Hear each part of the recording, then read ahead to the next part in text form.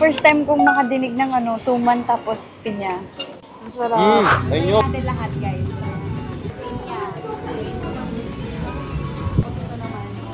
Pinya. So guys, first agenda namin dito sa Misamis Occidental, titikman namin ang suman ni Clarine. Ang first time kong makadinig ng suman tapos pinya.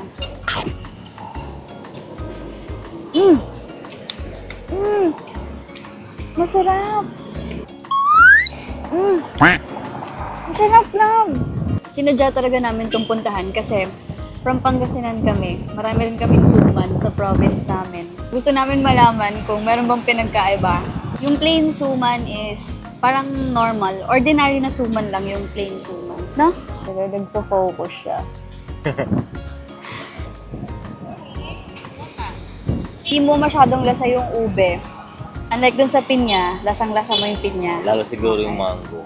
Ayun. Iba natin yung other delicacies nila. Pero kakanin pa rin siya. Ito yung plain, yung kanina. Ang sarap.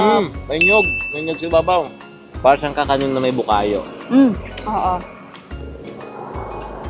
Guys, ang budget lang namin dito, 153 pesos. Parang kamoteng kahoy yung lasa niya.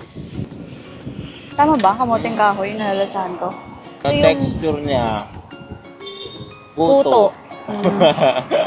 Puto yung texture. Pero yung lasa niya, kamoteng kahoy. So, kung mahilig kayo sa matabang, piliin nyo to. Pero pwede nyo namang isaw-saw sa sugar, di ba? Para magkaroon ng lasa.